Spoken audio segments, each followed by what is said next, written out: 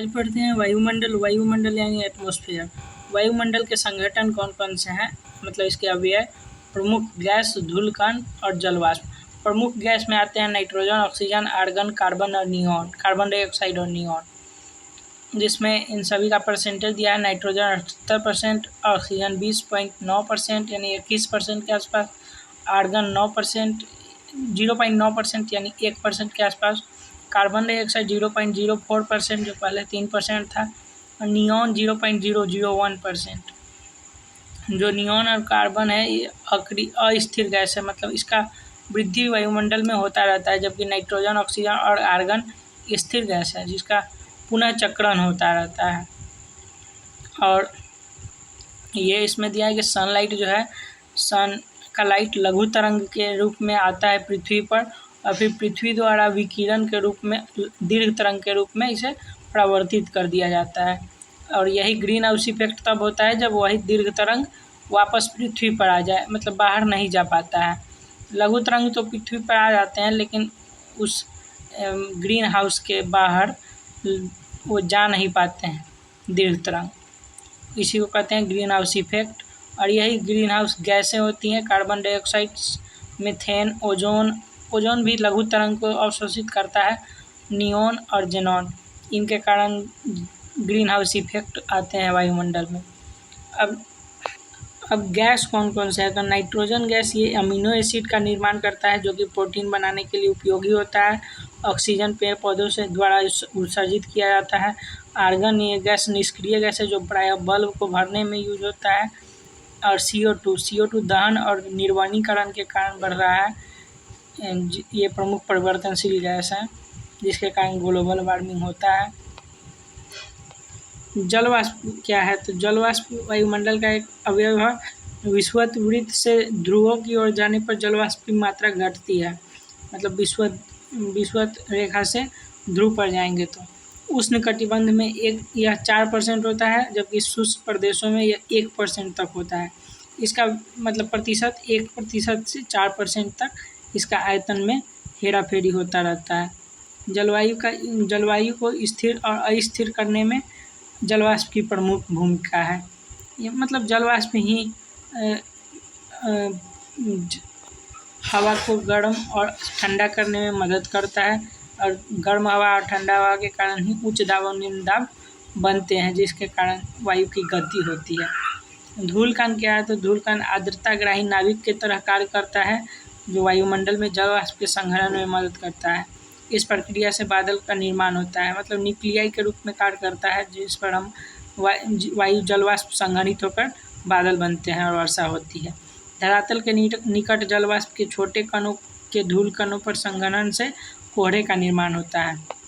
अब आता है वायुमंडल की संरचना। तो वायुमंडल की संरचना प्रमुखतः 5 भागों में बांटी गई है। क्षोभमंडल, ट्रोपोस्फीयर, समतापमंडल, स्ट्रेटोस्फीयर, मध्यमंडल, मेसोस्फीयर, तापमंडल, थर्मोस्फीयर, बाह्यमंडल, एक्सोस्फीयर। रासायनिक घन संगठन के आधार पर इसे सममंडल और विषममंडल में बांटा गया है। वायुमंडल का मतलब फैलाव 29,000 किलोमीटर तक पृथ्वी के ऊपर है सतह से। अब पृथ्वी पर ऊंचाई पर जाने पर गैस विरल होते जाते हैं, अर्थात पृथ्वी के तल पर घनत्व सर्वाधिक होगा, जिससे वायु की सघनता निचले वायुमंडल में अधिक होती है, जिससे सूर्य प्रकाश का अवशोषण वायुमंडल के निचले स्तर में सर्वाधिक होती है, जिससे ताप भी नीचे बढ़ता है। 29 किलोमीटर तक 97% वायुमंडल पाया जाता है। वायुमंडल के प्रकार कौन कौन से हैं, तो तापीय विशेषता के अनुसार वायुमंडल को यही 5 भागों में बांटा गया है। ट्रोपोस्फीयर मतलब क्षोभमंडल, समतापमंडल, मध्यमंडल, तापमंडल और बाह्यमंडल में। पहला आता है क्षोभमंडल यानी ट्रोपोस्फीयर। ट्रोपोस्फीयर ग्रीक भाषा टोपोज से लिया गया है, जिसका शाब्दिक अर्थ मिश्रण होता है, अर्थात विक्षोभ या मिश्रण, इसलिए इसे विक्षोभ मंडल भी कहते हैं। इसकी ऊंचाई ध्रुव पर 8 किलोमीटर और विषुवत पर 18 किलोमीटर तक व्याप्त होती है, क्योंकि तीव्र वायु प्रवाह यानी संवहन धारा, जब वायु गर्म हवा और ठंडी हवा से बनती है, उसका ताप अधिक ऊंचाई पर तक संवहन होता है, मतलब इसी 8 से 18 किलोमीटर तक वायु का मिश्रण होता है संवहन धारा के द्वारा। 75% द्रव्यमान इसमें पाए जाते हैं, अर्थात क्षोभ मंडल में 75% वायुमंडलीय द्रव्यमान पाया जाता है। वायु के वेग में ऊंचाई के साथ साथ वृद्धि होता है, मतलब वायु ऊंचाई ऊंचाई पर जाने पर वायु का वेग बढ़ता जाता है। मौसम संबंधी सभी घटनाएं, बादल निर्माण, तूफान आदि इसी में होते हैं। ट्रोपोपॉज क्या है? तो ट्रोपोपॉज ऊंचाई के साथ साथ 18 किलोमीटर ऊपर जाने पर ट्रोपोपॉज पाया जाता है। इस सीमा पर यह मिश्रण होना समाप्त हो जाता है, अतः संवहन धारा का समाप्ति के सीमा है। विक्षोभ मिश्रण गैस का समाप्त हो जाता है यहाँ पे। अधिकांश वायुमंडलीय जल वाष्प के सांद्रण और ऊपरी सीमा का निर्धारण करता है। ध्रुव पर विषुवत और मौसम के अनुसार ग्रीष्म अधिक शीत होता है, शीत में कम होता है। मतलब गर्मी के दिनों में विषुवत पर, मौसम के अनुसार ग्रीष्म में अधिक होता है और शीत यानी ठंडा में कम होता है इसका फैलाव। और इस मंडल में 6.5 डिग्री सेल्सियस पर किलोमीटर के हिसाब से टेम्परेचर घटता जाता है ऊपर जाने पर। वायुमंडल का निचला भाग सौर विकिरणों के अवशोषण के कारण सबसे गर्म होता है और ऊपर जाने पर उसका ताप घटता जाता है। यही हुआ क्षोभ मंडल यानी ट्रोपोस्फियर का। उसके बाद आता है समताप मंडल। समताप मंडल क्षोभ मंडल के ऊपर 50 किलोमीटर तक की इसकी ऊंचाई होती है। समताप मंडल की ऊंचाई के साथ वृद्धि होने पर ओजोन गैस द्वारा पराबैंगनी किरणों के अवशोषण के कारण इसका ताप में वृद्धि होती है। ध्रुवों पर समताप मंडल की ऊंचाई सर्वाधिक और विषुवत पर इसकी ऊंचाई कम होती है। 50 किलोमीटर स्ट्रेटोपॉज कहा जाता है। 50 किलोमीटर ऊंचाई पर जाने पर स्ट्रेटोपॉज कहा जाता है। वियना कन्वेंशन 1985 में मॉन्ट्रियल प्रोटोकॉल हुआ था 1987 में, जिसमें किगाली समझौता हुआ था ताकि ओजोन क्षरण को रोका जा सके, क्योंकि HFC यानी हाइड्रोफ्लोरोकार्बन के प्रयोग को कम करने के लिए इसमें साझेदारी हुई थी सभी देशों की। ओजोन क्षरण के कारण सप्ताह मंडल ठंडा होगा। मतलब जब जैसे जैसे ओजोन का क्षरण होगा तैसे तैसे ओजोन जो है विकिरणों को लघु विकिरणों को, सूर्य से निकलने वाली लघु विकिरणों को अवशोषित करना कम कर देगा, जिससे उसका तापमान घट जाएगा। इसीलिए कहा है क्योंकि O3 जो है सौर विकिरणों को अवशोषित करता है। अब आता है मध्य मंडल यानी मेसोस्फीयर। मध्य मंडल सप्ताप मंडल के ऊपर 50 से 80 किलोमीटर ऊंचाई तक पाया जाता है। मध्य मंडल में ऊंचाई के साथ ताप में कमी होती है। 80 किलोमीटर के सीमा पर मेसोपॉज पाया जाता है। सर्दियों में इसकी ऊंचाई 85 किलोमीटर तक और गर्मियों में 100 किलोमीटर तक हो जाती है, 100 डिग्री सेल्सियस तक पहुंच जाती है। इसकी अधिक जानकारी नहीं है।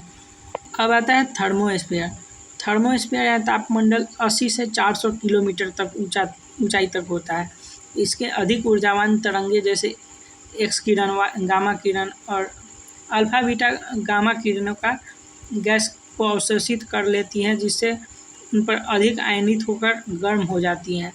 मतलब ये जो है UV किरणों के कारण ये जो है थर्मोस्फीयर गर्म रहता है, क्योंकि यहाँ आयोनाइजेशन हो जाता है।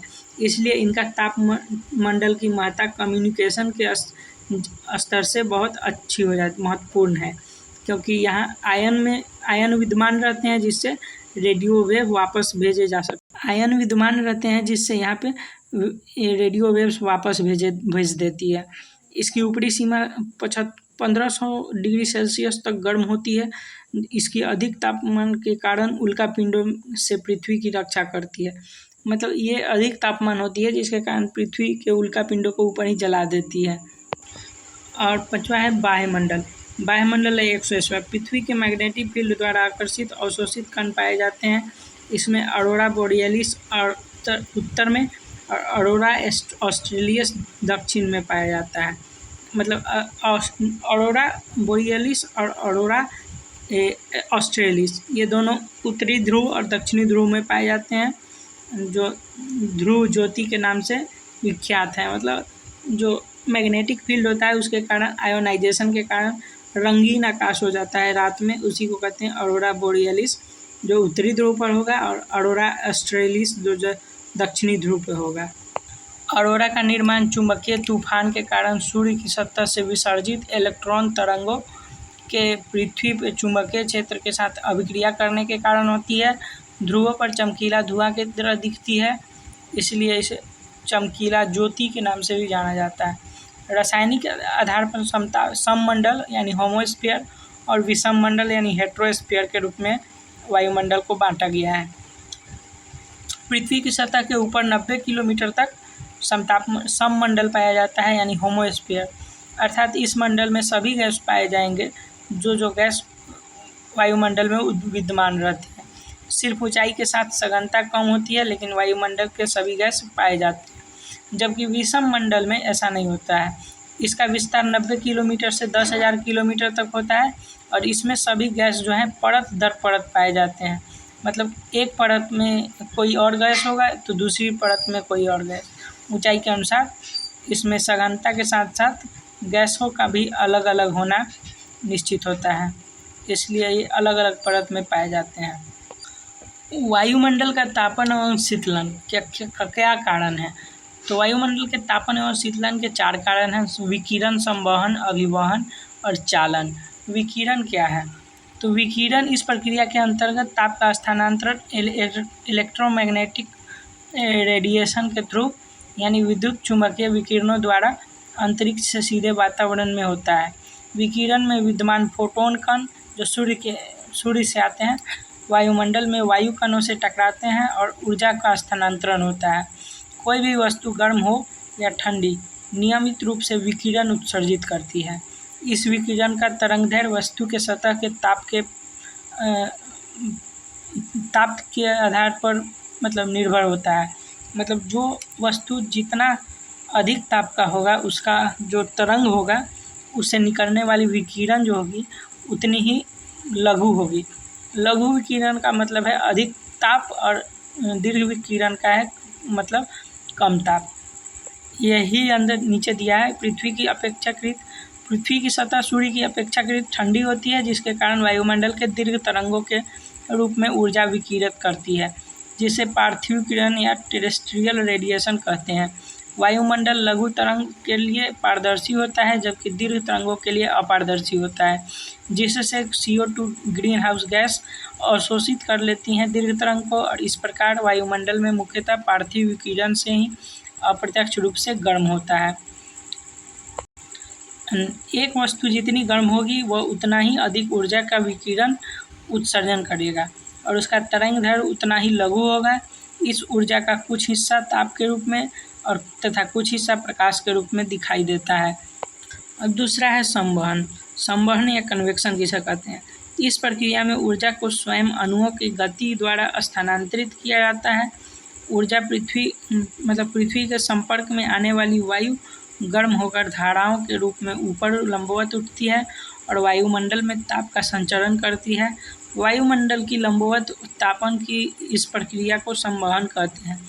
ये संवहन है, अर्थात नीचे से वायुमंडल की जो गैसें हैं वो धरातल के संपर्क में होने के कारण सूर्य ताप से गर्म हो जाती है और ऊपर उठती है। गर्म होने से उनका घनत्व कम हो जाता है और वो हल्का होने के कारण ऊपर उठती हैं और ऊपर की ठंडी वायु नीचे कम दाब के कारण नीचे आती है। जो ठंडा होगा गैस उसका जो है घनत्व अधिक होगा, इसलिए उसका भार अधिक होगा तो वो नीचे आएंगी, और जो गर्म होगा उसका घनत्व कम हो जाएगा जिससे वो ऊपर जाएंगी। इसी को दिया है। वायु गर्म होने के कारण फैलती है, जिसके कारण इसका घनत्व कम हो जाता है, जिससे हल्की गर्म वायु ऊपर उठती है और ठंडी वायु नीचे आती है। यह प्रक्रिया क्षोभ मंडल तक ही सीमित रहती है। तीसरा है चालन, कंडक्शन। असमान ताप के दो प्लेटों के ताप गर्म और ठंडे पिंड की ओर होने वाली ताप या ऊर्जा के प्रवाह को चालन कहते हैं।